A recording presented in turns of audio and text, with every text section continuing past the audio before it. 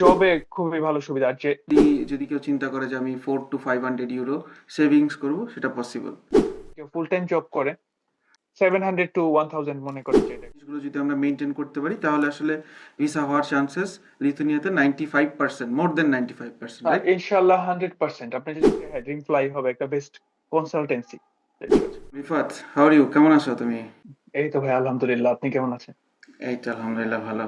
তো রিফাতের লিথুনিয়ার জীবন কেমন যাচ্ছে? হম। এই ভাইয়া আর 5টা দেশের মতোই। আচ্ছা একের আচ্ছা পর মানে আর কি এই যে, জি ভাই বল। আচ্ছা। আমরা আসলে তুমি তো অলমোস্ট 6 মাসের বেশি হয়েছে তুমি ইউরোপে। তো তোমার আসলে ইউরোপের লাইফস্টাইলটা এখন আসলে কেমন যাচ্ছে? প্রথমত আমি জানতে চাবো যে তোমার ইউনিভার্সিটিতে ক্লাস রিলেটেড কিছু ফ্যাক্ট, তুমি কোন সাবজেক্ট নিয়ে কোন ইউনিভার্সিটিতে পড়ছো সেটা আমাকে একটু বলো। আমি ভাই এখন লিথুয়ানিয়াতে আপনার SMK college of applied science, যেটা আপনার ভিলনিয়াসে অবস্থিত। এখানে আর কি আমি ওকে। আমার প্রফেশনাল ব্যাচেলর করতেছি আপনার ইন্টারন্যাশনাল বিজনেস এর উপরে। তো এখন এটা আমার থার্ড সেমিস্টার চলতেছে। তো হ্যাঁ, লিথুনিয়াতে আমার যে 1 বছর হয়ে গেছে আর কি অলরেডি। আচ্ছা আচ্ছা আচ্ছা। তো এখানে স্টাডি মেথডটা কেমন? যেমন তুমি তো হয় এইচএসসির পরে, হায়ার সেকেন্ডারির পরে, তারপর হচ্ছে যে লিথুনিয়াতে ব্যাচেলর করতে গেছো। সো ওইখানে আসলে আমাদের বাংলাদেশের স্টাডি মেথড আর লিথুনিয়ার স্টাডি মেথডের মধ্যে আসলে ডিফারেন্টটা কি? এটা যদি শর্টে বলতা। উম আসলে এটা ডিপেন্ড করে। আসলে যদি আমি বলতে চাই এই দিক দিয়ে দেখা গেল যে আমি যতটুকু অবজার্ভ করছি যে আমি আসলে যে 100% অ্যাকুরেট ওইটা না, কিন্তু মানে আসলে দেখা গেল যে আমি যতটুকু দেখছি যে বাংলাদেশের স্টাডি মেথড গুলা কি, এই যে অনেকগুলা বই পড়তে হয়, তারপরে যে আপনার মনে করেন যে সবকিছু প্রায় থিওরিটিক্যাল আর কি, যে পরীক্ষায় পেন পেপারে লেখা ওই টাইপের আর কি। এইখানে ওই রকম না বিষয়টা, এখানে সব প্র্যাকটিক্যাল। তো এখানে মানে প্রতিটা সাবজেক্ট, যেমন আমার ইন্টারন্যাশনাল বিজনেসে আপনার যে সাবজেক্ট গুলো ধরেন যে হুম মার্কেটিং, সেলস ম্যানেজমেন্ট, তারপরে যে এই রিলেটেড বা ইন্টারন্যাশনাল বিজনেসের যে সাবজেক্ট গুলো আছে আপনার, তো ওইগুলা কি আপনার যে ওইরকম থিওরিটিক্যাল কিছুই নাই। আপনার মনে করেন যে প্রজেক্ট থাকবে প্রতি উইকলি প্রেজেন্টেশন বা প্রজেক্ট যেগুলা। তো আপনি যে হুম। কোম্পানি নিয়ে কাজ করবেন, তো আপনার গ্রুপ প্রজেক্টের জন্য সেমিস্টারের শুরুতে আপনার গ্রুপ, তারপরে আপনার যে কোম্পানি সিলেক্ট করে নিতে হবে যে এই এই উপরে আমরা ইয়া করব। যদি এটা অ্যাপ্রুভ হয় ইউনিভার্সিটি থেকে, আপনি পুরো সেমিস্টারটা ওইটার উপর কাজ করবেন। তো আপনার ফিল্ড রিসার্চ থাকবে, আপনি কোম্পানিতে যাবেন, ওই পজিশন মানে কোম্পানিতে কি কি সমস্যা হইতেছে বা এই টাইপের, যেমন কম্পিটিটিভ চ্যালেঞ্জ বলেন, মিশন ভিশন বা এই রিলেটেড যে ইয়াগুলা হয়, তো সবগুলো আপনার মানে কোনো মানে চ্যাট জিপিটি ইনফরমেশন বা এই টাইপের ইয়া দিয়ে আপনি মানে ওইভাবে ইয়া করা যায় না। তো আপনি মানে কি এখানে দেখা গেল এটা অনেকটা প্র্যাকটিক্যাল আপনি শিখতেছেন। তারপরে যে কিছু সাবজেক্ট আছে যেমন গ্লোবাল কেরিয়ার, তো ওইখানে আপনার বিভিন্ন দেশে ইন্টার্নশিপ জবের জন্য অ্যাপ্লাই করতে হবে। আহ তো উইদিন সেমিস্টার যদি আপনি ওইটা ম্যানেজ না করতে পারেন, তো আপনি ফেল হয়ে যাবেন, তো আপনার ওইটা আবার ক্রেডিট নিয়ে রিটেক করা লাগবে পরবর্তীতে। কিন্তু মানে আচ্ছা আচ্ছা। আপনার মানে যে ইয়াগুলা, তো আর কি ওরা ফিল্ড ভিত্তিক আর কি ওইগুলা শিখায় দেয় আর কি, যে ইউনিভার্সিটি থেকেই যে। তো আমার মনে হয় যে এই দিকটাই আপনার একটু আলাদা আচ্ছা বাংলাদেশ থেকে। আচ্ছা। আমি আরেকটা জিনিস জানতে চাবো এখন, সেটা হচ্ছে যে তোমার যেহেতু ব্যাচেলর, সেটার কোর্স ডিউরেশন হচ্ছে 3 ইয়ার্স, রাইট? সো আমাদের তো হ্যাঁ। আসলে বাংলাদেশে আমরা আসলে ব্যাচেলর বা আন্ডার গ্রাজুয়েট করি হচ্ছে আমাদের 4 ইয়ার্সের। সো এখানে হচ্ছে যে হ্যাঁ। 3 ইয়ার্সের কোর্স, রাইট? তো একটা হ্যাঁ। জিনিস জানতে চাবো, সেটা হচ্ছে যে আমরা আসলে একটু বিগিনিং থেকে আসি। সেটা হচ্ছে যে আসলে হুম হুম আমরা যখন মানে একটা স্টুডেন্ট অ্যাজ এ তুমি যখন আসছো, তো হুম হুম প্রসেসিংটা কিরকম ছিল, তারপর হচ্ছে যে কোর্স ডিউরেশনগুলো বা সিলেবাসগুলো বা কি কি রিকোয়ারমেন্ট হুম দরকার হুম। ছিল অ্যাপ্লিকেশনের জন্য, আমরা একটু হ্যাঁ শুরু হ্যাঁ থেকে একটু শর্টে জানতে চাবো। হ্যাঁ।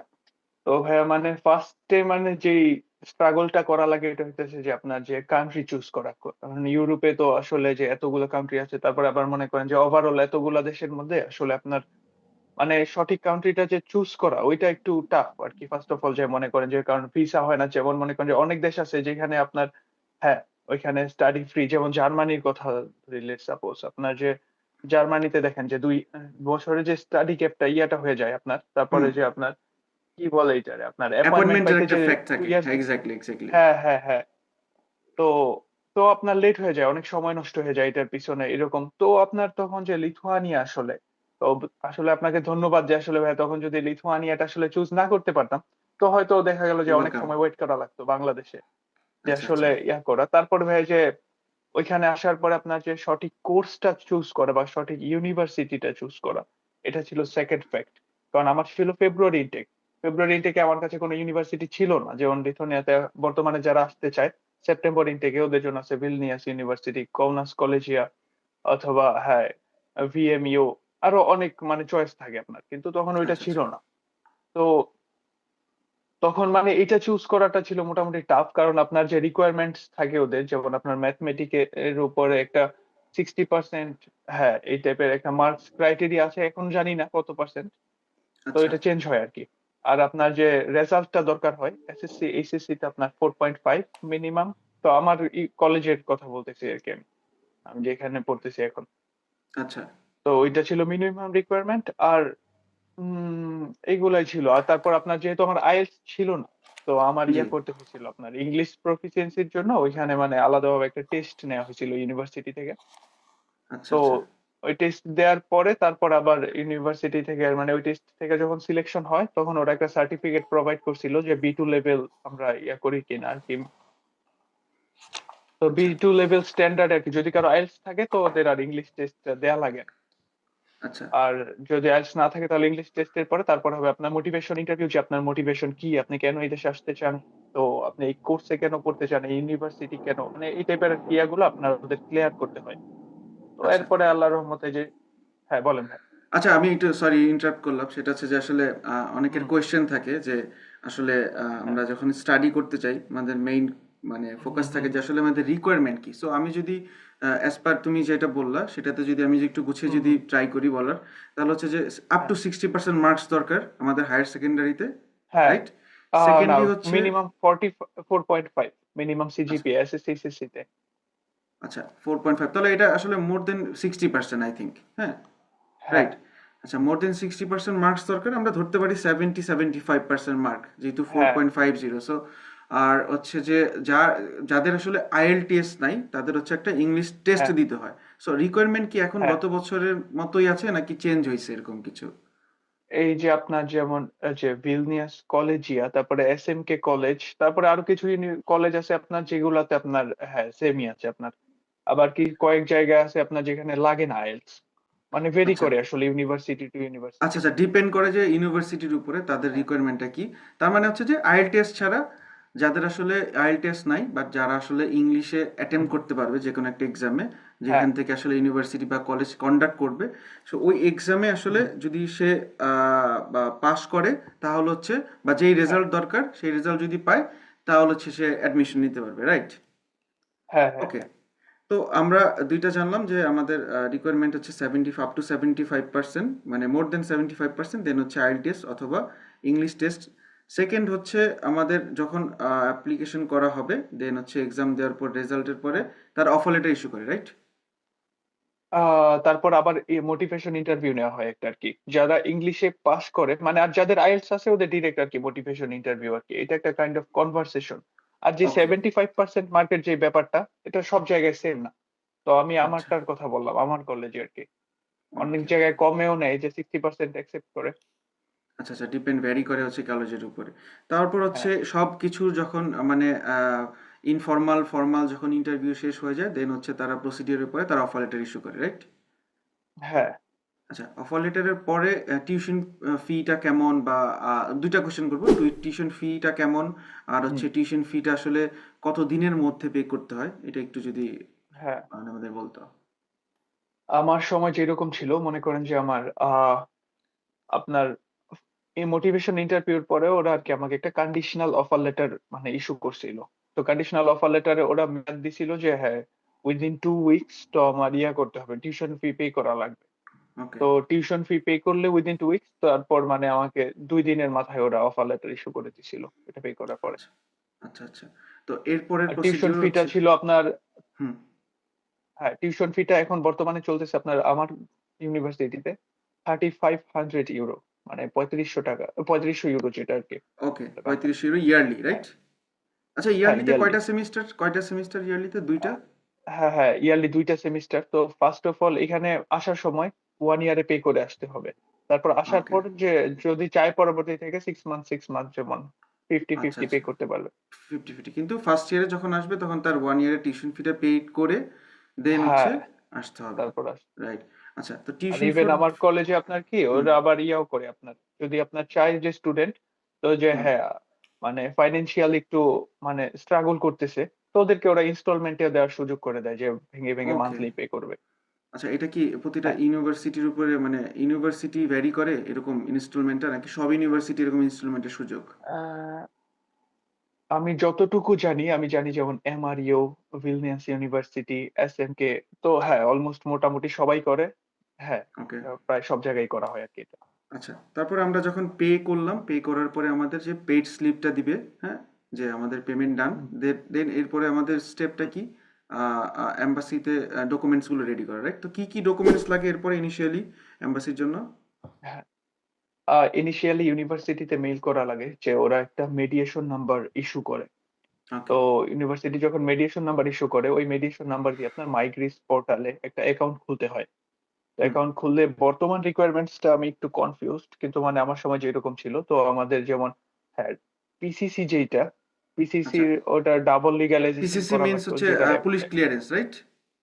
হ্যাঁ হ্যাঁ হ্যাঁ police from clearance from from from origin police country. Clear okay, okay, হুম হুম হুম ওকে। তো পুলিশ ক্লিয়ারেন্স যেটা এটা ডাবল লিগ্যালাইজেশন করা লাগতো যেটা মানে অনেক হ্যাসেল ছিল তখন ওই সময় যে আপনার ডাবল লিগ্যালাইজেশন করা যে অ্যাপয়েন্টমেন্ট নেয়া লিথুয়ানিয়াতে তখন বা অন্য দেশে যেগুলাতে ভিলনিয়াসের মিনিস্ট্রি অফ ফরেন অ্যাফেয়ার্স আছে আপনার ওইখানে অ্যাপয়েন্টমেন্ট নিয়ে ওইখান থেকে এটা বাংলাদেশের পিসিসি টা ডাবল লিগ্যালাইজেশন করে এনে জমা দেওয়া লাগতো। তো ওকে। এখনো হ্যাঁ এখনো সেম প্রসিডিউর। তো পিসিসি টা ডাবল লিগ্যালাইজেশন করা তারপর আপনার যে উম আদার যে সাপোর্টিভ ডকুমেন্ট যেমন আপনার যে হ্যাঁ আপনার স্টেট ফি ইন্স্যুরেন্স। যেটা পে করা লাগে এম্বাসির হ্যাঁ হেলথ ওকে, ইন্স্যুরেন্স স্টেট ফি তারপর আপনার যে অফার লেটার আর হইতেছে আপনার পুলিশ ক্লিয়ারেন্স ডাবল লিগ্যালাইজেশন তারপর আপনার যে স্পন্সরের যে বিষয়টা স্পন্সরের ওকে। কিছু ডকুমেন্টস আপনি এটা চাইলে দিতে পারেন যেগুলা আমি দিছিলাম আর কি পার্সোনালি যে মানে আপনার স্পন্সর এফিডেভিট যে স্পন্সর যে আপনাকে আপনার অ্যাকাউন্টে যে টাকাটা রাখতেছে অথবা যে ইয়াটা করছে সে উনি যে আপনার খরচে পরবর্তী ৩ বছর স্টাডি ইয়ার্স আপনার যে বহন করবে ওইটার জি। একটা এফিডেভিট তারপর আপনার উম তারপরে যে আপনার যে ট্রেড লাইসেন্স যেটা মানে তার বিজনেসের ট্রেড অকুপেশনের উপর লাইসেন্স ডিপেন্ড করে। যদি কেউ বিজনেসম্যান হ্যাঁ থাকে, তাহলে অকুপেশনের যেটা এটা টিন বিল ম্যান্ডেটরি না রিলেটেড। এটা অনেকেই দেয় নাই তো ওদের মানে ভিসা সবারই হয়েছে বর্তমানে তো আলহামদুলিল্লাহ যে লিথুয়ানিয়াতে 100% ভিসা রেশিও ওকে, ওইটা ওকে। সবাই জানে মোটামুটি। আচ্ছা, আচ্ছা। তো তারপর জি, তারপর আর ছিল কি? হ্যাঁ, আমি দেখাইছিলাম যে আপনার ট্রেড লাইসেন্স, তারপর আপনার যে ট্যাক্স সার্টিফিকেট যেগুলা, এগুলা নোটারি করে ইংলিশে। হুম, আর এফিডেভিটটাও মাস্ট বি নোটারাইজড করে। তো ওইগুলা ইয়া আচ্ছা, করে। হ্যাঁ, আর যেটা মোস্ট ইম্পোর্টেন্ট যে সার্টিফিকেট গুলা education education board, education ministry and foreign ministry এই ৩ টা থেকে লিগ্যালাইজেশন করে। তো বাকি এই ওভারঅল এইটুকুই ছিল হ্যাঁ, ডকুমেন্টস। তো আচ্ছা। নিয়ে ইউরোপের ছিল। অনেক, যেহেতু ড্রিম ফ্লাই তো ইউরোপের অনেক কান্ট্রি নিয়ে কাজ করে, সো আমরা দেখি যে হ্যাঁ, যদি আমি এক্সাম্পল দিই তাহলে হচ্ছে ইতালিতে আসলে হ্যাঁ। ম্যান্ডেটরি ফ্যাক্ট থাকে যে অ্যাকোমোডেশনটা আসলে লিথুনিয়ার ক্ষেত্রে কি অ্যাকোমোডেশনের কোনো এগ্রিমেন্ট বা হচ্ছে যে হোটেল বুকিং এইরকম রিলেটেড কোনো কিছু দরকার ছিল? না, এটা দেখা ওইখানে একটা অপশন থাকে। আপনি যখন মাইগ্রিস পোর্টালে যখন সব ডকুমেন্টস যখন ফিল করবেন, তখন ওইখানে হুম, দেখাবেন যে একটা যে আমি যাওয়ার পরে ওইখানে যে ১ মাসের মধ্যে ডিক্লেয়ার করব। তো ওকে, ওদেরকে কি হয় লিথুয়ানিয়াতে আসার পরে যে একটা হাউস কন্ট্রাক্ট বা একটা ডর্ম কন্ট্রাক্ট নিয়ে ডর্ম থেকে আপনার ওইটা নিয়ে আরকি এখানে সাবমিট করতে হয়। কি জানি বলে যে যে আপনার ডিক্লারেশন ফর্মটা যেটা আরকি। হ্যাঁ, আচ্ছা, আচ্ছা, আচ্ছা। ওইটা দিতে হয় আরকি। ওকে, ওকে। তার মানে এম্বাসিতে জমা ওইরকম করতে কোনো হয়। ওইরকম কোনো জটিলতা নাই যে আমার ১ মাসের জন্য বা ২ না, মাসের জন্য না, হোটেল না, বুক না, করতে হবে, এরকম কোনো কিছু নাই, রাইট? সো এই না, হ্যাসেলটা ওই থাকে না অ্যাকোমোডেশন এর রিলেটেডলি। হ্যাঁ। ওকে। তাহলে আমরা যতটুকু জানলাম যে আমাদের অ্যাপ্লিকেশন করার পরে দেন আমাদের ক্রাইটেরিয়া ম্যাচ হলে তারপর হচ্ছে আমাদের অফার লেটার, হুম, হুম, পেমেন্ট ডান, দেন হচ্ছে পিসিসি ডাবল লিগ্যালাইজেশন, হুম। এরপর হচ্ছে আমাদের ডিক্লারেশনটা, ব্যাংক স্টেটমেন্ট স্পন্সরের, হুম, এই জিনিসগুলোই হচ্ছে আমাদের, আর ইন্স্যুরেন্স, এই জিনিসগুলো হচ্ছে আমাদেরকে হ্যাঁ, প্রি ভিসার আগে আমাদের এই জিনিসগুলো ম্যানেজ হ্যাঁ, করতে হবে। মানে হ্যাঁ, প্রি অ্যাসেসমেন্ট যেটা বলে। তো এটা ওকে। সাবমিট করলে তো ওরা ইয়া করে। আচ্ছা, তো আরেকটা জিনিস হচ্ছে যে লিথুনিয়া নিয়ে আসলে সবাই ইন্টারেস্ট থাকে, বাট ঘটনা হচ্ছে সব থেকে বড় ব্যাপার যে আমাদের থার্ড কান্ট্রিতে গিয়ে বা সরি সেকেন্ড কান্ট্রিতে গিয়ে আমাদের হচ্ছে যে ভিসা প্রসেসিং করতে হয়। সো হ্যাঁ, সেই ক্ষেত্রে কতটুকু হ্যাসেল বা তোমার এক্সপিরিয়েন্সটা একটু যদি শেয়ার করতে। আমার পার্সোনাল এক্সপেরিয়েন্স আরকি যে আপনার হ্যাঁ, তখন ভাইয়া যে ড্রিম ফ্লাই এর কথা তো বলাই লাগে। আসলে তখন যে জি, একটা হ্যাসেল ছিল, তো তখন মানে হ্যাঁ, অ্যাপয়েন্টমেন্ট পাওয়া যাইতেছিল না যে আপনার যে তখন অ্যাপয়েন্টমেন্ট কেউ যাচ্ছিল শ্রীলঙ্কাতে, নেপালে আচ্ছা, তখনও খোলে নাই আরকি। তখন কেউ যাইতেছিল আপনার ফিলিপিনে, দুবাইয়ে। তো হুম, মানে তখন ইন্ডিয়াতে অ্যাপয়েন্টমেন্টটা ম্যানেজ করা। তো হ্যাঁ, ওইটা ছিল মানে আসলে খুব ইম্পোর্টেন্ট আমার জন্য চ্যালেঞ্জ যে ছিল তখন অনেক, আমি যে অনেক চ্যালেঞ্জ ছিল হ্যাঁ, ওই টাইমটাতে। তখন মানে যে আপনারই তো নিয়ে দিলেন আরকি অ্যাপয়েন্টমেন্টটা যে হ্যাঁ, ইন্ডিয়া আচ্ছা, আচ্ছা, আচ্ছা, তো জি, আপনার তো ওইটার জন্য আমার ইজি ছিল। কারণ আমি ছিলাম ইন্ডিয়াতে তখন। আচ্ছা, যেহেতু আমি ইন্ডিয়াতে ছিলাম তখন মানে হ্যাঁ, আর বর্তমান সময়ে যেটা আপনার ভাই এটা একটা ভালো স্ট্রাগল। কারণ ইন্ডিয়ান ভিসা দিচ্ছে না এখন বাংলাদেশীদেরকে। দিলেও অনেকের যে আমি দেখতেছি যে ওরা একটা ফেস করতেছে যে প্রবলেম। আচ্ছা, আপনার ইন্ডিয়ার ভিসা দিল, ওরা সাবমিট করলো। কারণ লিথুনিয়ার প্রসেসটা মোটামুটি হ্যাঁ ২-২.৫ মাসের মতো টাইম লাগে আরকি মোটামুটি এখন অন এভারেজ। আচ্ছা, তো ইন্ডিয়ার ভিসার মেয়াদ শেষ হয়ে গেল। তখন আবার যেয়ে কালেক্ট করার সময় আবার আপনার ইয়ে করা লাগে, ইন্ডিয়ার ভিসা নেয়া লাগে। এটা অনেক আচ্ছা। পেইন। আর বর্তমানে যেহেতু নেপালও বন্ধ করে দিয়েছে যে হ্যাঁ, ফিলিপিন, ইন্ডিয়া আরো কিছু অপশন থাকে আরকি আপনার। থাইল্যান্ড থেকেও ইন্দোনেশিয়া হ্যাঁ, থেকে হ্যাঁ, অনেকে থাইল্যান্ড দেয়। থেকে করা যায় এখন। হুম। আচ্ছা, তো কারণ নেপাল বন্ধ করে দিয়েছে। আচ্ছা, আমরা যদি ভিসা জটিলতার ব্যাপারটা যদি একটু অন্য পাশে রেখে চিন্তা করি, যেই কান্ট্রিগুলোতে আমাদের ইজিলি ভিসা দেয়, হ্যাঁ, সেকেন্ড কান্ট্রিগুলো হ্যাঁ, যেখান থেকে আমাদের এম্বাসি ফেস করতে হয়, যদি ভিসার হুম, জটিলতা না থাকে তাহলে হচ্ছে যে অনেকের প্রশ্ন থাকে, যেমন লিথুনিয়াতে তো টিআরসি কার্ড হুম। পাওয়া যায়, কোনো ভিসা হ্যাঁ, স্ট্যাম্প ভিসা না। সো না, টিআরসি কার্ডের ক্ষেত্রে সুবিধাটা এরকম কিনা, যে তুমি একটু যদি বলো যে টিআরসি কার্ডের জন্য যদি অ্যাপ্লাই করে তাহলে তার পাসপোর্ট আর সাবমিশন করে আসতে হয় না, সে ভিএফএস এ ফাইল জমা না। করে আবার ব্যাক করে চলে আসতে হুম, পারে, রাইট? হ্যাঁ, আচ্ছা, এটা নিয়ে একটু যদি একটু শর্টে আমাদের বলতে হ্যাঁ। আসলে এটা। আসলে কি মানে যে আপনার যে হ্যাঁ, আপনি ফিঙ্গার দিয়ে আসবেন। যেদিন ফাইল সাবমিট করবেন, ভিএফএস এ ঐদিন ফিঙ্গার দিয়ে আসার পরে পাসপোর্টে এরা স্ক্যান করে বাকি সব ডকুমেন্টস ওরা স্ক্যান করে রেখে দিবে আপনার। ওকে। তারপর আপনার যে ইয়া করবে আপনার তারপর আপনার মাইগ্রিস এর যে ইয়াটা, তো হুম। এখানে আপনার উইদিন 5 ডেজ আপনার একটা ইন্টারভিউ কল করবে আচ্ছা, এম্বাসি থেকে। ওইটা হবে আপনার ইয়াতে মাইক্রোসফট ইয়াতে অথবা জুমে আরকি আপনার অনলাইনে কন্ডাক্ট করে। এখন বর্তমানে ওকে। কোন ইয়ার মাধ্যমে করে ওইটা আমি জানি না। আচ্ছা, আচ্ছা। তো আপনার ওইটার পরে কি আপনার মেইল পাবেন আপনি। আপনি মানে বেসিক্যালি দেখা যায় যে কারো ১ সপ্তাহের মধ্যেও হয়, কারো ২ মাসও লাগে আরকি। অন আচ্ছা, এভারেজ আচ্ছা। আরকি আপনার। তো আপনি যখন মেইল পাবেন যে আপনার যে মানে ইয়া হয়ে গেছে আপনার, অ্যাকসেপ্ট করছে ওরা আপনার ফাইল। তো ডিসিশনটা জানা তখন যায় আর কি। হ্যাঁ, হ্যাঁ, হ্যাঁ, ডিসিশনটা জানাবে আর তারপর আপনি বুঝতে পারবেন যে হ্যাঁ, আপনার উইদিন 10 to 15 ডেজ তারপর আপনার যে করবে যে আপনার ডকুমেন্টস প্রিন্টেড। তো ওইটা হওয়ার ওকে। পরে তখন যায়া শুধু ওইখান থেকে তুলে নিয়ে আপনি ওইখান থেকে ফ্লাই করেন অথবা বাংলাদেশে ব্যাক করে আবার এখান থেকে ফ্লাই করেন। তখন এটা আপনার উপর। আচ্ছা, আচ্ছা, আচ্ছা। তার মানে ওইরকম কোনো হ্যাসেল নেই, যে অনেকের না, দেখা না, যাচ্ছে না, যে কোনো হ্যাসেল নেই। আমরা যদি দেখি যে বিগত বছরের আমাদের এক্সপেরিয়েন্স থেকে, যে পোল্যান্ড, দেন হচ্ছে আরো আদার্স যে কান্ট্রিগুলো আছে সেই জায়গাগুলোতে হুম, পোল্যান্ড, তারপরে হচ্ছে এস্তোনিয়া, এরকম আর কয়েকটা কান্ট্রি হুম, যেখানে হচ্ছে যে স্ট্যাম্প ভিসা। সো সেখানে হুম, হুম। আসলে রোমানিয়ার কথাই বলি, সেখানে হচ্ছে যে স্টুডেন্টকে হ্যাঁ, অনেক দিন লং টাইম থাকা লাগে। সেক্ষেত্রে তাদের আসলে এখানে একটা এক্সপেন্স, দেন তাদের ডিসিশন হ্যাঁ, কবে আসবে সেটা। তার মানে ওই সাইড থেকে চিন্তা করলে লিথুনিয়াতে আসলে, যেহেতু টিআরসিটা আসলে দিয়ে দেয়, সেক্ষেত্রে আসলে কোনো হুম, হুম। হ্যাসেল নেই, রাইট? না। আচ্ছা, তারপর আপনার টিআরসি থাকলে আপনার কি আপনার যে আপনি যদি ডি ভিসা নিয়ে আসেন যেকোনো দেশের যে আপনার ভিসা নেই যদি আসেন স্টুডেন্ট ভিসা এখানে আসার পরে আপনার আবার টিআরসি এর জন্য এপ্লাই করা লাগবে। তো আচ্ছা, অনেক আচ্ছা। কান্ট্রিতে দেখা যায় আপনার করতে হয়। আবার ব্যাংক স্টেটমেন্টটা এতদিন রাখা লাগে টিআরসি ওকে, পাওয়া ওকে। পর্যন্ত। এটা অনেক হ্যাসেল। তো আপনি লিথুয়ানিয়ার বিষয়টা কি আপনার টিআরসি আপনি ডিসিশন পেয়ে গেছেন আপনি ব্যাংকের স্টেটমেন্টটাও আপনি তখন সরায় ফেলতে পারেন। আচ্ছা, অথবা আপনার যে গুলো আপনার মানে আবার আপনি যে টিআরসি পাইলে একটা সুবিধা হলো যে আপনি অন্যান্য দেশে কি আপনাদের ফ্লাইট ফেয়ারটা অনেক হাই। তো আচ্ছা, ডিরেক্ট ওই কান্ট্রিতে ফ্লাই করা লাগে। তো আপনার যদি টিআরসি থাকে লিথুয়ানিয়ার, তো আপনি ইউরোপের যেকোনো কান্ট্রিতে ডিরেক্ট ফ্লাই করতে পারেন যেখানে আপনার জন্য কনভেনিয়েন্ট। তো ওইখান থেকে তো আপনি ট্রানজিট নিয়ে ওই আচ্ছা, টাইপের কোনো হ্যাসেল নাই টিআরসি তে। আচ্ছা। যেমন আমাদের গত ফেব্রুয়ারিতে যে স্টুডেন্ট যারা গেল, তারা হচ্ছে পোল্যান্ড থেকে লিথুনিয়া, অনেক মানে হ্যাঁ, নিয়ার বাই। সো অনেকে ওয়ারসু হ্যাঁ, থেকে হ্যাঁ। তারপর হচ্ছে ট্রানজিট নিয়ে যায়। বাসে তো চলে আসে মাত্র ওই যে ৳২৫০০ র মতো খরচ হয় বাংলা বাসে। টাকা, আচ্ছা, হ্যাঁ, আচ্ছা, আচ্ছা, বুঝতে পারছি, হ্যাঁ। ফ্লিক্স বাসগুলো। ওকে, হুম, এনিওয়েজ। হুম, সো আমরা আসলে এখন ভিসা প্রসেসিং এর ফ্যাক্ট গুলো জানলাম, এখন আমরা জানবো যে তোমার লিথুনিয়ার লাইফ কেমন যাচ্ছে, বা এখানে আসলে হুম, তোমার তুমি কি জব পেয়েছো কিনা, বা তুমি কি টাইপের জব করতেছো, বা আসলে ল্যাঙ্গুয়েজ ডিমান্ডটা কি? সো আমরা এইগুলো একটু শর্টে জানবো তোমার এক্সপিরিয়েন্স থেকে। আহ তো আমি লিথুয়ানিয়াতে আসার পরে আপনার যেটা শুরু করছিলাম, যে আসার পরে তো বাংলাদেশ থেকে যারাই আসে সবার একটা টেন্ডেন্সি থাকে যে হ্যাঁ ফ্যামিলি থেকে যেন আবার সাপোর্ট না নেওয়া লাগে, টিউশন ফিটা নিজে নিজে হুম হুম ম্যানেজ হুম। করা আসার পরে। আচ্ছা। তো আপনার এখানে আসার পরে যে ফার্স্টে মানে একটা বেস্ট যে অপশনটা ওইটা হইতেছে যে একটা স্টুডেন্ট আসার পরে যতদিন জব না পায়, তো হুম। বোল্ট ওল্ট যেটা আর কি আপনার ফুড ডেলিভারি যে ইয়াটা, একটা আচ্ছা। বাইসাইকেল কিনলো বা ইলেকট্রিক সাইকেল কিনলো অথবা ইয়ার মাধ্যমে যদি শুরু করে দেয় আসার পরে, হুম। তো অ্যাকাউন্ট ক্রিয়েট হইতে বেশি দিন টাইম লাগে না। আসলে আপনার যদি বোল্টে দেখা গেল যে আপনার 2 সপ্তাহের মধ্যে অ্যাকাউন্ট ওপেন হয়ে যায়।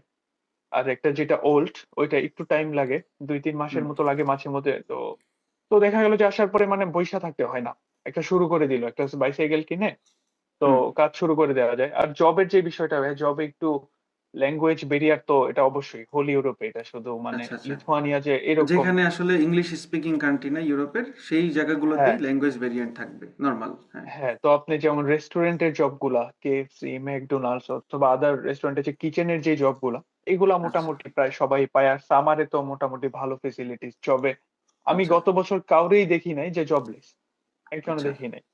উইন্টার একটু টাফ, কিন্তু হ্যাঁ আবার যখন এই যে সামার আসতেছে আপনার, তো জবে খুবই ভালো সুবিধা। আর যে যে যতদিন জব না পায় তো ডেলিভারি তো থাকেই। আমার জব পাইতে টাইম লাগছিল মোটামুটি 3 উইকস। তো ওকে। 3 উইকস এর মধ্যে আল্লাহর রহমতে পেয়ে গেছিলাম, যেহেতু এক্সপিরিয়েন্স ছিল হোটেল আচ্ছা। ম্যানেজমেন্টে, এয়ারলাইন্স এর উপর যেহেতু আমার প্রিভিয়াস একটা ইয়া ছিল। ওকে। আহ, ইন- তো আপনার আমার জবটা হচ্ছে আপনার যে কনফারেন্স ম্যানেজমেন্টের উপরে আর কি, এজ এ আচ্ছা কনফারেন্স আচ্ছা। অ্যাসিস্ট্যান্ট। যেমন আপনার ইয়াটা হয়, যেমন বিভিন্ন কোম্পানির যে কনফারেন্স মিটিং গুলো হয়ে কন্ডাক্ট থাকে আপনার করা, সে হোটেলে। মিটিং গুলো হুম, হুম, কন্ডাক্ট হুম। করা, তো মানে ওইগুলো প্রি আপনার মিটিং এর অ্যারেঞ্জ করা সবগুলো রুম আইটিনারি গুলা, অ্যারেঞ্জ হ্যাঁ, করা। হুম। এইগুলো আর আচ্ছা কি। আর ওদেরকে যদি কোনো বেসিক যেমন কানেকশনে কোনো ঝামেলা বা কোনো কিছু ইয়া হইতেছে না, তো ওদের সাথে ম্যানেজারের সাথে শুধু কথা বলায় দেওয়া, এটাই হচ্ছে কাজ আচ্ছা বেসিক্যালি। আচ্ছা। আচ্ছা, আমরা একটা জিনিস হ্যাঁ, জানতে চাই, সেটা হচ্ছে যে যেহেতু সবাই ইনকাম করতে পারে, তো আসলে মানে আওয়ারলি বেসিসটা কি তারা মানে ক্যারি করে, নাকি তারা হচ্ছে যে হ্যাঁ, মান্থলি বেসিসে ক্যারি করে, কিভাবে আসলে পেমেন্টটা দেয় তারা? এটা আপনার আওয়ারলি বেসিসে। গত বছর মানে যে ইয়াটা ছিল, গত বছর ছিল 5.65 অ্যারাউন্ড, কম বেশি হতে পারে। আপনার ইয়ে ছিল হুম। বিফোর ট্যাক্স, এটা ছিল আপনার মিনিমাম ওয়েজ লিথুয়ানিয়াতে। এই বছর আচ্ছা এটা একটু বাড়ছে আপনার, যে অ্যারাউন্ড হয়েছে যে আপনার এখন এই বছর 6.35, যেটা হুম। মিনিমাম ওয়েজ, এটা বিফোর ট্যাক্স। তো আচ্ছা আচ্ছা ট্যাক্স ডিডাক্ট হয় আর কি আপনার কোম্পানির উপর মানে ডিপেন্ড করে আসলে যে আপনি কোথায় কাজ করতেছেন বা কি। তো ট্যাক্স তো এটা ইয়া হয় সব জায়গায়। আচ্ছা তো মানে এই যে এইটাই ভাই 6.35 বিফোর ট্যাক্স। আচ্ছা। আচ্ছা, আমরা যদি মানে আমি যদি মানে ভুল না হই, তাহলে আমি যতটুকু জানি লিথুনিয়াতে স্টুডেন্টদের জন্য এরকম কোনো বাধাবন্ধকতা নেই যে তারা না, 24 আওয়ার্স কাজ করতে পারবে বা উইকলি 40 আওয়ার্স, এরকম কোনো মানে রেস্ট্রিকশন নেই, রাইট? না, না, আচ্ছা ইউরোপে আমি আমি দেখি মানে আমি ফুল টাইম মানে আসার পর থেকে আমি এখনো ফুল টাইম আপনার জব করতেছি, স্টাডি পাশাপাশি মোটামুটি সবাই করে। তো এইরকম কিছুই মানে ইয়া করা নাই যে আপনার, রেস্ট্রিকশন নেই না অন্যান্য না কান্ট্রিগুলোতে। রেস্ট্রিকশন নেই। যেমন রেস্ট্রিকশন বলতে একটা ইয়ে থাকে যে হ্যাঁ, 24 আওয়ার্স হচ্ছে উইকলি। যেমন যদি আমরা হুম, দেখি জার্মানি, ইতালি, এই এই জায়গাগুলোতে। হুম, সো তা লিথুনিয়াতে এই জিনিসটা নেই, তাহলে এরা ফ্লেক্সিবল না, কাজ করার জন্য। তো যখন যে যে টাইমটাতে ফ্রি টাইমটাতে স্পেয়ার টাইমটাতে সে এরকম ভাবে কাজ করতে পারে, রাইট? আচ্ছা, হুম, আমরা হুম, যদি অন এভারেজ একটা স্যালারি চিন্তা করি যে মান্থলি আসলে কত টাকা ইনকাম করা যায় যদি ফ্রেশার হিসাবে আসে, 6 মান্থ হুম, আর হুম, এজ হুম। লিথুনিয়াতে, সেক্ষেত্রে কত আচ্ছা, আর্ন আপনি করতে পারে? মানে যদি একদম বেসিক্যালি যেটা মানে অন এভারেজ সবাই করে, কম বেশি হয় কিন্তু আর কি, হুম। অন এভারেজ আমি দেখলাম যে আপনার এই বছর যে রুলস, তো আপনি বেসিক্যালি ম্যাক্সিমাম জবই এরকম হয় যে অন এভারেজ একটা বেস ধরে রাখেন যে আফটার ট্যাক্স অ্যারাউন্ড 5 ইউরো সবাই হাতে পায়। এটা 4.5 হতে পারে, 5.5, আরো বেশি হতে পারে আপনার, যে এক আচ্ছা একজনের ক্ষেত্রে ভেরি করে যে সে কোথায় কাজ করতেছে। আচ্ছা তো যদি 5 ইউরো পার আওয়ার ধরেন, তো আপনি যদি 160 আওয়ার কাজ করে তো বেশ একটা 800, তো আপনার যদি ফুল টাইম কেউ জব করে, পার্ট টাইম না, যদি কেউ ফুল টাইম জব করে, তো এটা ম্যানেজ করতে পারলে অ্যারাউন্ড 800 অথবা এর উপরেই থাকে, মানে 700 to 1000 মনে করেন যে এটা একটা বেসিক এটা এজ এ স্যালারি। যদি কেউ ফ্রেশার আমি চিন্তা করি, যাদের আসলে জব হ্যাঁ, এক্সপিরিয়েন্স নাই, তারা আসলে হুম, হুম, একটা কাজ করতে চাচ্ছে, আইদার তারা ডেলিভারি জব করতেছে, আইদার তারা রেস্টুরেন্টে হুম, হুম, ডিশ ওয়াশার বা কিচেন স্টাফ হ্যাঁ, হেল্পিং স্টাফ এইভাবে যদি কাজ করে তাহলে তারা এই হ্যাঁ। আর্নিংটা করতে তো পারে, রাইট? যদি মানে হ্যাঁ, যদি 160 ঘন্টা মানে 160 আওয়ার্স যেটা ফুল টাইম হুম, প্রপার, ওইটা যদি হুম। করে পার মান্থ, তো 700 থেকে 1000 এর মধ্যে থাকবে। আচ্ছা, তাহলে যদি ইনকাম করতে 160 পারে। আওয়ার্স করে, হ্যাঁ। আচ্ছা, আরেকটা জিনিস জানতে চাই যে আমাদের ইনকাম আমরা জানলাম, আসলে লিভিং এক্সপেন্স বা আমাদের ফুড, হাউস রেন্ট এইগুলো আসলে কতটুকু কি মানে কত প্রাইস বা কত টাকা আমাদের এখানে কস্ট হবে, এটা যদি একটু আমাকে বলতে। আপনার অন এভারেজ আমি যেটা বলি আর কি, আপনার যদি যারা ডর্ম পায়, তো হুম। ডর্মে আপনার ইয়ে থাকে, আপনার যে আপনার যদি 3 সিটার রুম হয় তো 80 ইউরো পার মান্থ। আবার ডর্ম যদি বলতে অনেক হচ্ছে যে কলেজে আমরা আপনার ভার্সিটির হোস্টেলের কথা বলতেছি, হোস্টেল, কলেজের। হ্যাঁ, ওকে, ওকে। তো আপনার 80 ইউরোর মতো যায় কোনো, যদি 3 সিটার হয়। আবার কোনোটায় দেখা গেল যে একটু ভালো ফেসিলিটিস মানে 80 to 150 এর ভিতরেই থাকে আপনার, যেগুলো আচ্ছা। আপনার ইউনিভার্সিটি ডরমিটরি যেগুলো আর কি হোস্টেল। হুম, আর যদি বাইরে অ্যাপার্টমেন্টে থাকে, তো অ্যাপার্টমেন্টে থাকলে আপনার যে দেখা গেল যে আপনার যে 3 বেডরুম প্লাস কিচেন প্লাস ওয়াশরুমে যে আহ রুম গুলা, ওইগুলা অন এভারেজ মানে টু সেভেন বিএইচকে বা হান্ড্রেড থ্রি থেকে nine BHK hundred apartment three বলতে পারি বিএইচকে আমরা। বল। হ্যাঁ, আচ্ছা। 3 বিএইচকে এর মতো যেগুলো, এগুলো আপনার মনে করেন যে হ্যাঁ 700 to 900 এর ভিতরে থাকে রেন্ট। তো আপনারা যদি হ্যাঁ 4-5 জন থাকে, তো এটা ডিভাইড শেয়ারিং হয়ে করে। আপনার, হ্যাঁ। তো দেখা গেল যে অন এভারেজ লিভিং যে এক্সপেন্সটা উইদাউট ইউটিলিটি, তো যদি ডরমিটরি থাকে তো 80 to 150।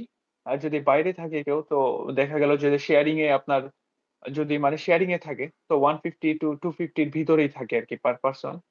আর যে মানে ফুড, তারপরে যে ইয়ার যে বিষয়গুলো, ফুড আমি দেখলাম যে আহ 80 to 100 এটা মোর দেন এনাফ। আচ্ছা, তার ফুড মানে যদি এক্সপেন্স যেটা অন এভারেজ ধরেন যে 300, মানে যদি ডর্মে থাকে তো 200 to 250-র মধ্যে কভার আপ হয়ে যায় সব।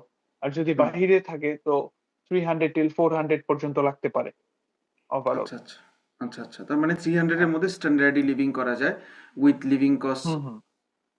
আচ্ছা, তাহলে হচ্ছে যে মান্থলি যদি কেউ চিন্তা করে যে আমি 400 to 500 ইউরো সেভিংস করব, সেটা পসিবল। হ্যাঁ, এটা অবশ্যই পসিবল, আচ্ছা, যদি আরেকটা ওইভাবে জিনিস। জব পায় আর কি, জব করে। আচ্ছা, আরেকটা জিনিস হচ্ছে লিথুনিয়াতে স্কলারশিপের কি কোনো অপরচুনিটি আছে, এরকম কি? হ্যাঁ, আমার যে ইয়াটা আপনার, আমার ইউনিভার্সিটির কথাই যদি বলি, আমাদের এখানে আপনার যে বিষয়টা হইতেছে, আপনি যদি আহ সিজিপিএ মোর দেন 8 যদি হুম, মেনটেন করতে পারেন অল ওভার, হুম, মানে উইদাউট এনি ফেইল আর কি, আপনার যে একটা টাইম হুম। ডিউরেশন দেওয়া থাকে যে আপনি ওই সেমিস্টার আপনি ফেল করতে পারবেন না। তো 8 অ্যাবভ যদি থাকে, আর এক্সট্রা কারিকুলাম যে অ্যাক্টিভিটিস গুলা, ওইগুলা যদি ভালো থাকে যে হ্যাঁ, আর ইউনিভার্সিটি কমিটিতে তখন যদি ওরা মনে করে যে হ্যাঁ স্কলারশিপ পাওয়ার মানে যোগ্য, তাহলে ইনসেনটিভ একটা স্কলারশিপ প্রোভাইড করে, এটা হুম। 20 till 80% পর্যন্ত হতে পারে আপনার এটা স্টুডেন্টের টিউশন ফি আন্ডারে, এক রাইট? সেমিস্টারের উপরে। হ্যাঁ, আর এটা ওকে, সেমিস্টার বেসড পারফরমেন্স এর উপর করে আর কি, একবার পেলে যে মানে থাকবে 3 ইয়ার্স এরকম না। ওকে। মানে এভরি সেমিস্টারে আসলে তার পারফরমেন্স করতে হবে, হ্যাঁ, তার হ্যাঁ। এলিজিবিলিটি শো করতে হবে, রাইট? হুম, হুম, হুম, হুম। ওকে। তাহলে এই হচ্ছে যে লিথুনিয়ার ইনকাম সোর্স আর হচ্ছে যে স্কলারশিপের সিস্টেম। সো তোমার কাছে আরেকটা কোশ্চেন হচ্ছে, যদি কেউ লিথুনিয়াতে গ্র্যাজুয়েশন শেষ করে তারপর কি তার সেম স্ট্রিমে সে জব পায়, এরকম কি তুমি কোনো সিনিয়রকে দেখেছো এখন পর্যন্ত? এইরকম রেয়ার আসলে লিথুয়ানিয়াতে, মানে টু বি ভেরি অনেস্ট, আমি যখন আসি তখন মানে তখন আমি নিজেই কনফিউজ ছিলাম লিথুনিয়ার বিষয়ে, কারণ তখন কিন্তু মানুষ ওইরকম ছিল না। আমি আসার পরে একদমই দেখি নাই যে এশিয়ান মানুষ একদম হাতে গোনা কম। হ্যাঁ, কিছু রেস্টুরেন্ট ছিল, ইন্ডিয়ান, বাংলাদেশি, পাকিস্তানি রেস্টুরেন্ট আছে এখনো বর্তমানে অনেক, কিন্তু মানে ওইরকম ভাবে তখন মানুষ ছিল না আর কি। তারপরেও 2-3 জন আছে আপনার সিনিয়র, যাদের দেখলাম যে কেউ কয়েকজন ব্যাংকে জব করতেছে, হুম, একজন আবার দেখলাম যে আপনার যে ওয়েস্টার্ন ইউনিয়নের ডাটা অ্যানালিস্ট। ওই রকম আছে কিছু সিনিয়র যারা হ্যাঁ সেম স্ট্রিমে ভালো করতেছে আর কি, বা ইয়ে করে। কিন্তু আচ্ছা, আসলে কি ম্যাক্সিমাম যে বাংলাদেশিদের যে প্রবলেমটা, যে হ্যাঁ আসলে অনেকে আসলে চিন্তা করে যে এখান থেকে আসলে প্রবলেম না, আসলে এটা এটা আসলে যেহেতু একটা অপরচুনিটি, অনেকে এটা চ্যালেঞ্জ, গ্র্যাব এটা করতে চ্যালেঞ্জ। চায় যে হ্যাঁ, হ্যাঁ। যে আসলে অনেকে কান্ট্রি সুইচ করে ফেলে থাকে না, তো তখন যেমন যে আর কি এটা হয় না। আমার মনে হয় যে আমাদের আগে একটা বেচি মানে ওই রকম ভাবে আমি দেখছি যে যেখানে আর কি মোটামুটি আমার আগের বেচে 2 জন ছিল বাংলাদেশি, আমার আচ্ছা, বেচে অন এভারেজ মোর দেন 200 আসছে। তো এই আচ্ছা, বেচে মোর দেন 500 আমার মনে হয় যে অ্যাপ্লিকেশন করছে আর কি আপনার। আচ্ছা, তো আচ্ছা, এটা বাড়তেছে স্লো বাই স্লো, তবে আশা করা যায় ইনশাল্লাহ সামনে হবে। আচ্ছা, আচ্ছা। তাহলে আমরা যদি আরেকটা জিনিস জানতে চাই যে যদি গ্র্যাজুয়েশনের পরে কেউ যদি থাকতে চায় ওয়ার্ক পারমিট নিয়ে সে থাকতে পারবে, রাইট? হ্যাঁ। আচ্ছা আচ্ছা। তার মানে পিআর কতদিনে দেয় বা এরকম কি এরকম কোনো মানে টাইম লেভেল আছে কিনা যে কতদিনে পিআর দিচ্ছে?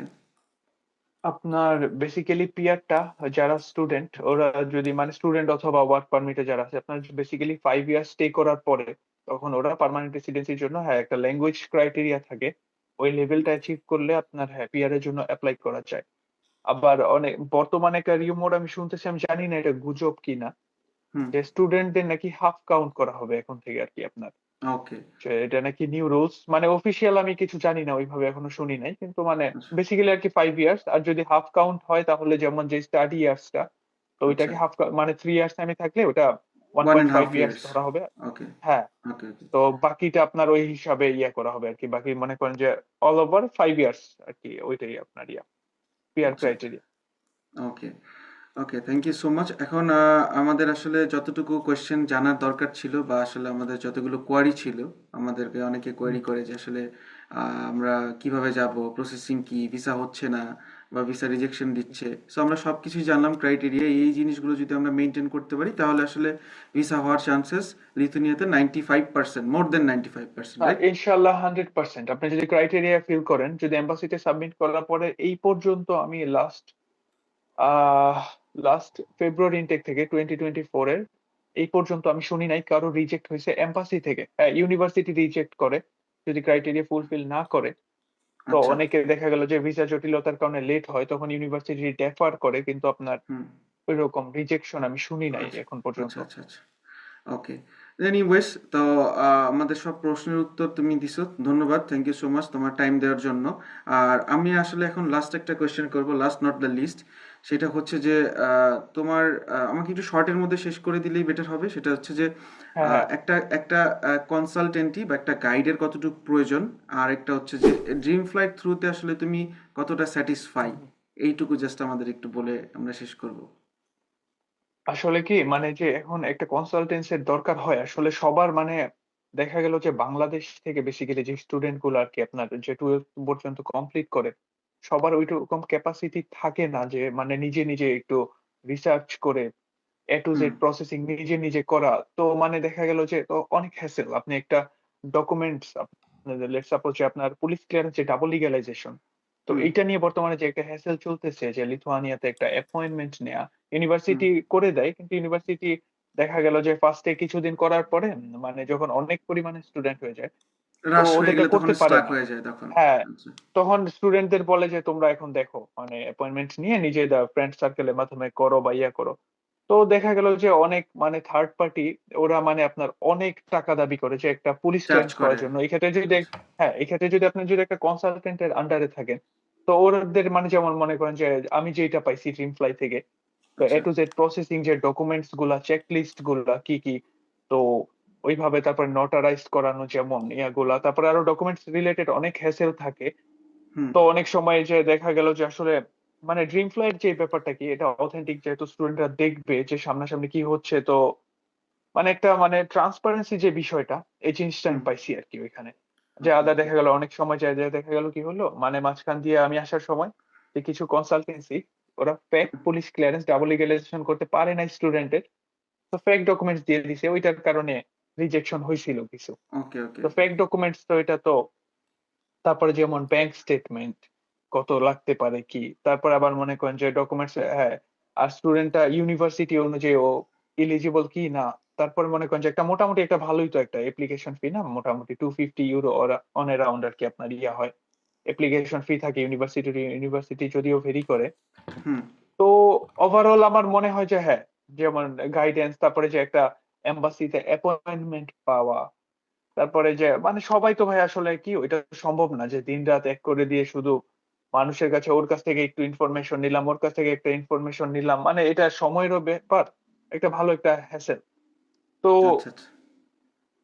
এই আর কি মনে করেন যে আমার মনে হয় যে হ্যাঁ একটা প্রপার ওভারঅল গাইডেন্স এর জন্য আমার মনে হয় যে টিআরসি টা, সরি যে ওভারঅল মানে যে ড্রিম ফ্লাই এডুকেশন হোক বা যে কোনো কনসালটেন্সি হোক, হুম যেটা হুম আপনার যে ভালো গাইড করবে, তো আমার মতে যে হ্যাঁ ওরা যদি মনে করে যে হুম ওটা আমার জন্য এই এজেন্সির মাধ্যমে আমি করতে চাই, বাট হুম। হ্যাঁ, ওরা ট্রান্সপারেন্ট আমার সাথে।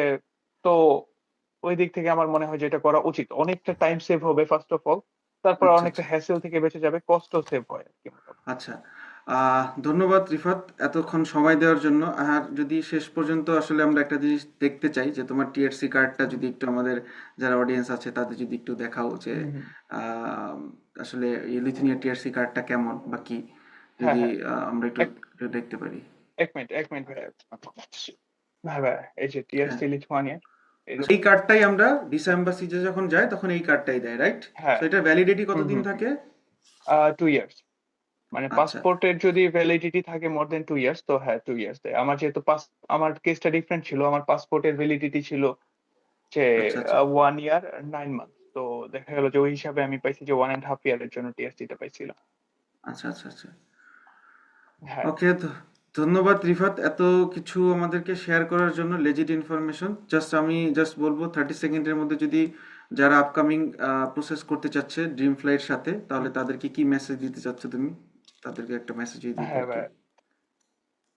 তো যারা আপকামিং স্টুডেন্ট যারা লিথুয়ানিয়াতে আসতে চাচ্ছে এখন, যেহেতু আল্লাহর রহমতে মানে ভিসার একটা মানে হিউজ পসিবিলিটি এখন যে এপ্লাই করলে আপ টু মানে দেখা যাচ্ছে যে on around 100% E visa ratio.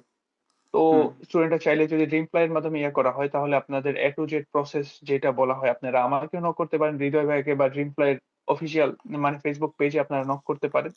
আচ্ছা, তো আপনাদের যে ফার্স্ট অফ অল ইউনিভার্সিটির যে রিকোয়ারমেন্টস থেকে শুরু করে অফার লেটার মেক শিওর করা, তারপরে যে আপনার যে ডকুমেন্টস কি কি প্রয়োজন হচ্ছে, ডকুমেন্টেশন রিলেটেড যে ইস্যু গুলা হ্যাসেল গুলা, তো ওইগুলা নিয়ে গাইড করা যে ডকুমেন্টস গুলা কখন কিভাবে কিসের জন্য মানে এম্বাসির জন্য কিভাবে প্রিপেয়ার করা লাগবে। তো হুম, এ টু জেড যে ডকুমেন্টেশন থেকে শুরু করে বলা যায় যে এম্বাসি অ্যাপয়েন্টমেন্ট বা পুলিশ ক্লিয়ারেন্স রিলেটেড যে ইস্যু গুলা, এইগুলা হুম। হ্যাসেল থেকে মুক্ত থাকতে চাইলে আমার মতে যে হ্যাঁ ড্রিম ফ্লাই হবে একটা বেস্ট কনসালটেন্সি এর জন্য। ওকে, ধন্যবাদ রিফাত, তুমি ভালো থাকো। উইশ ইউ অল দ্য হ্যাঁ, বেস্ট তোমার নেক্সট ফিউচারের জন্য। থ্যাংক ইউ ভাই। আমাদের দোয়া রাখবেন দোয়া ভাই। থাকবে অবশ্যই। আর যদি কোনো ইনশাআল্লাহ। স্টুডেন্ট তোমাকে কখনো নক করে তাদেরকে আসলে হ্যাঁ, লেজিট ইনফরমেশন দিয়ে হেল্প করার ট্রাই করবে, চেষ্টা করবে ইনশাল্লাহ। অবশ্যই ভাই। ওকে, ইনশাআল্লাহ। ঠিক আছে, ভালো থাকবা, কথা হবে ইনশাল্লাহ। আল্লাহ হাফেজ। ইনশাআল্লাহ ভাই। ক্যাচ ইউর ড্রিম আল্লাহ উইথ হাফেজ। Dream fly. Thank you. Thank you ভাই।